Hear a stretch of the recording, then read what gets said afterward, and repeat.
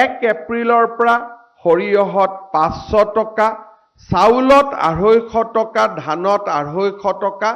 ৰাজ্যৰ খেতিয়কসকলৰ মাজত আমি এক আশাৰ সঞ্চাৰ কৰিব পাৰিছোঁ।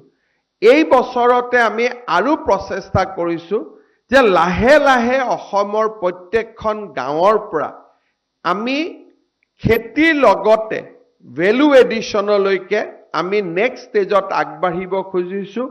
এইবাৰ অসমৰ 5খন জিলাত খেতিয়কৰ পৰা আমি মিঠাতেলসমূহ সংগ্ৰহ কৰি মিঠাতেলৰ এটা ব্ৰেণ্ড বনাই জিলাখনৰ নামেৰে কামৰূপা এই ধৰণৰ একোটা ব্ৰেণ্ডেৰে আমি জিলাখনৰ বজাৰ স্থানীয় কৃষকেদি আমি দখল কৰাৰ বাবে প্ৰচেষ্টা ল'ম, যাতে ৰাজ্যৰ বাহিৰৰ পৰা মিঠাতেল অনা আমি বহু পৰিমাণে কমাব পাৰোঁ। ঠিক সেই ধৰণে গাখীৰ, কণী এই গোটেই কেইটা দিশত আমি মাছ আমি আত্মনিৰ্ভৰশীল হ'বৰ বাবে আমি চেষ্টা কৰিম আৰু সেই দিশত ইতিমধ্যে আমি দ্ৰুত গতিত আগবাঢ়ি গৈছোঁ।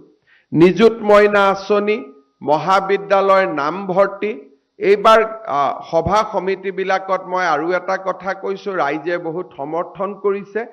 কলেজত আমাৰ ফ্ৰী এডমিশ্যন আছে, কিন্তু ফ্ৰী এডমিশ্যন ল'বৰ বাবে গাঁওবুঢ়াৰ চাৰ্টিফিকেট লাগে, মৌজাদাৰৰ চাৰ্টিফিকেট লাগে, মানুহে বহুত টকা খৰচ কৰিব লাগে।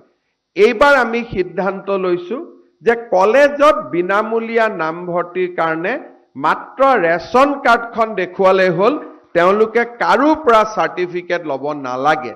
এই সৰু কথাটো মই যেতিয়া গাঁৱত কৈছোঁ, ইলেক্ট্ৰিচিটিৰ দাম কমোৱাতকৈ এই কথাটোতহে গাঁৱৰ ৰাইজে বেছি হাত চাপৰি বজাইছে। তাৰ মানে কেতিয়াবা আমি সৰু বুলি ভাবি থকা কথাবিলাকে গাঁৱৰ মানুহৰ কাৰণে কিমান ডাঙৰ হৈ পৰে তাক এইবাৰ নিৰ্বাচনী প্ৰচাৰৰ সময়ত মই প্ৰত্যক্ষ কৰিছোঁ। শেষত মই এটা বিশেষ আঁচনিৰে সামৰণি মাৰিছোঁ। এইবাৰ মেট্ৰিক পৰীক্ষাৰ ফৰ্ম ফিল-আপ হ'ব অক্টোবৰ মাহত। অক্টোবৰ মাহত ফৰ্ম ফিল-আপ হৈ যোৱাৰ পিছত ফেব্ৰুৱাৰী মাৰ্চলৈকে অসমৰ গাঁওসমূহত আমি নিশাৰ স্কুল, নাইট স্কুল, অৰ্থাৎ সেই গাঁৱৰ যিজন BA, BSc পাছ কৰা ল'ৰা ছোৱালী আছে, সেইজনে গাঁৱৰ ল'ৰা ছোৱালীখিনিক বিদ্যালয় পাৰ হৈ যোৱাৰ পিছত একত্ৰিত কৰি তেওঁলোকক স্পেচিয়েল ক্লাছ কৰাৰ ব্যৱস্থা কৰক। কোনোবাই শব্দটো টিউচন ক'ব, কিন্তু মোৰ মতেদি সেইটোক টিউচন নকয়, যদি সেইটোক টিউচন হয় তেতিয়াহ'লে গ্ৰীষ্মকালীন যিমান কেম্প হয় সেইবিলাকেও টিউচনৰ আখ্যা পাব। ইয়াত প্ৰফেশ্যনেল কাম কম থাকিব। ইয়াত ব্যৱস্থা হ'ব যে স্কুলত যিমানখিনি পঢ়াব, ধনী ল'ৰা ছোৱালীবিলাকে যদি মানুহৰ ঘৰত গৈ কাৰোবাৰ টিউচন মাষ্টৰ থাকে, আমি গাঁৱৰ অংগনবাদী কেন্দ্ৰটো গাঁৱৰ স্কুলখনক ব্যৱহাৰ কৰিম, যাতে গাঁৱৰ 4জন শিক্ষিত ল'ৰাই সেই গাঁৱৰ মেট্ৰিকৰ কেণ্ডিডেটবিলাকক স্পেচিয়েলি 5 মাহৰ কাৰণে পঢ়ুৱাব পাৰে। আৰু তাৰ কাৰণে এইবাৰ আমি প্ৰতিজন মেট্ৰিকৰ কেণ্ডিডেটৰ বিপৰীতে 300 টকাকৈ বাজেট ৰাখিছোঁ। শিক্ষকসকলক আমি প্ৰত্যক্ষভাৱে দিম বা ছাত্ৰসকলৰ জৰিয়তে দিম, তাৰ বিষয়ে আমি পিছত আলোচনা কৰিম। গাঁৱত যদি 50জন ষ্টুডেণ্ট আছে, 2জন গ্ৰেজুৱেট পাছ কৰা ল'ৰা আছে, তাতে এই 4 মাহ তেওঁলোকে মেট্ৰিকৰ ল'ৰাখিনিক ভাল কৰি পঢ়াওক, ভাল কৰি শুনাওক।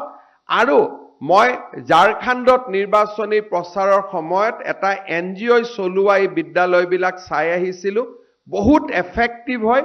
সেই ধৰণৰ এটা প্ৰয়োগ এইবাৰ আমি অসমৰ গোটেই গাঁৱত কৰিব খুজিছোঁ যে চৰকাৰে মাননি দিব, গাঁৱৰ শিক্ষিত ল'ৰাজনে 6টাৰ পৰা ৰাতি 9টালৈকে মেট্ৰিকৰ কেণ্ডিডেটখিনিক পঢ়ুৱাব। আৰু আমি এই ধৰণে নতুন উদ্ভাৱনী চিন্তাৰে প্ৰতিষ্ঠিত চিন্তাক আমি প্ৰত্যাহ্বান জনাব খোজো। যিকোনো খবৰৰ বাবে যোগাযোগ কৰক 7099017330 লগতে 7099017110 নম্বৰত।